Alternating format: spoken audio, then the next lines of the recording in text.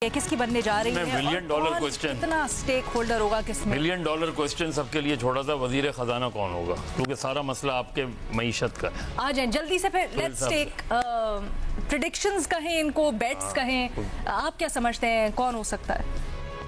मुझे ऐसे लग रहा है कि इस वक्त शायद इस दफ़ा नून डार साहब को कोई और सीनियर ओहदा देगी और जो है कोई नया चेहरा लाएगी। वो जो जेहलम से बिलाल अजहर कियानी हैं वो हो सकते हैं, अच्छा।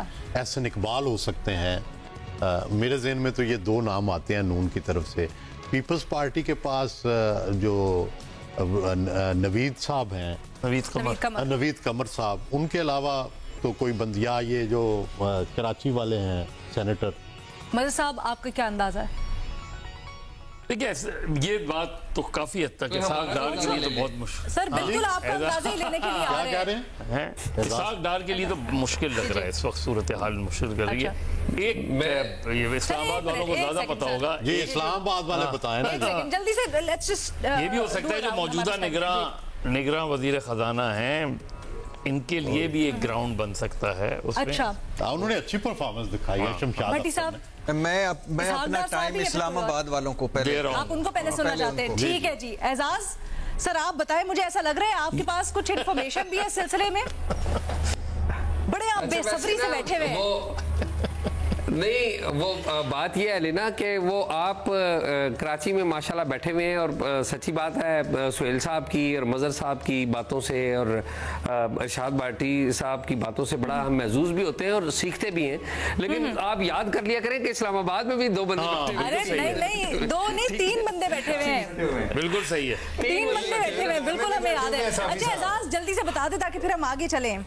क्या आपको लगता है इस दफा कोई बड़ा नाम होगा वजारत खजाना पर, या फिर कोई और हो सकता है? एंड ऑफ कोर्स SIFC के बाद किस तरह से ये एडजस्टमेंट होगी?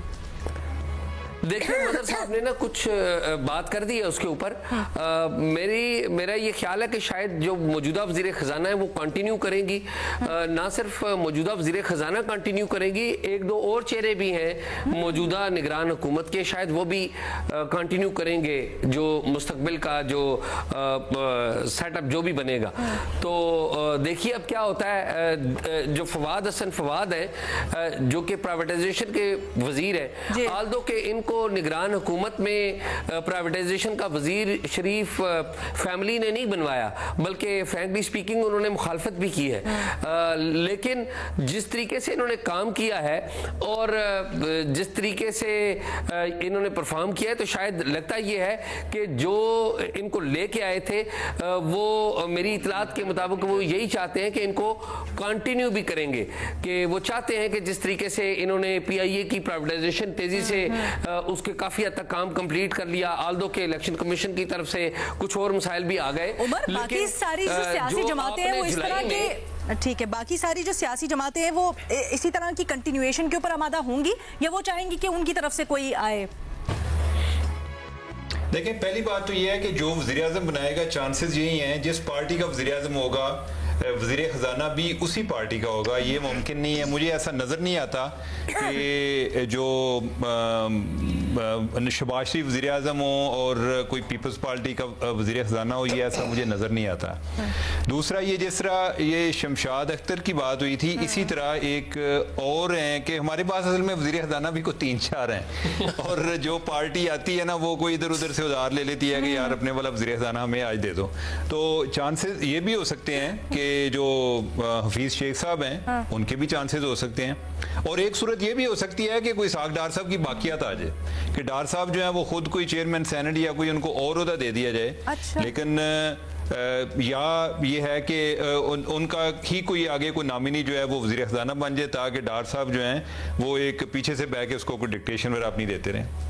ऐसा डार साहब का बिल्कुल ही रोल यहाँ तक कन्फाइन हो जाएगा कि पीछे से बैठ के, या फिर वो फखर से पूछे? फखर, सॉरी, कुछ ऑडियो इश्यूज है इसलिए इस वक्त उनके पास नहीं जा सकती, तो मैं बाद में आके जाती हूँ। भट्टी साहब, एक तो बात वही है और ये सीधी सी बात है कि जो हुकूमत में आएगा उसी का ही होगा। ये मुझे निगरान वजीर जो वजीर ख़जाना ये कंटिन्यू करती नहीं नज़र आती। ठीक है।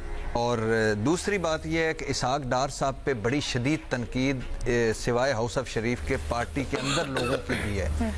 और कि हमें शायद खान अब्बासी साहब या मिफ्ता की बात नहीं कर रहा, बाकी लोगों की भी, कि हम जो बुरी तरह हम आई कैन हैंडल IMF से आई कैन डिक्टेट IMF तक जो सारा था, ये इसहाक डार साहब की वजह से। आई डैम केयर था। हाँ, आई डैम केयर, यानी और मेरे पास प्लान बी भी है और फिर कोई नहीं था। और जिस तरह बदतरीन परफॉर्मेंस रही, वो मुस्लिम लीग नून के 70-80% उनके खाते में डालते हैं।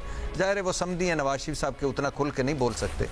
तो ये तो इसहाक डार साहब भी खुद यही चाहते हैं कि मैं फ्रंट पे कोई और हो और बैक पे रह के मैं, एक आपने उमर अयूब जो आजकल तहरीक इंसाफ में ये होते थे डिप्टी फाइनेंस मिनिस्टर, तो एक वक्त था कि आगे ये होते थे, शौकत अजीज साहब जो पीछे बैठ के उनको सारा चलाते होते थे। तो इस तरह का कोई फार्मूला भी है, लेकिन बड़ा मुश्किल वक्त है अभी। सबसे पहले तो ये है कि ये जो घंटी कौन बांधेगा, ये इतने मुश्किल तरीन वक्त में, हम तो अभी धांधली में उलझे हुए हैं, शेर और तीर और उसमें उलझे हुए हैं।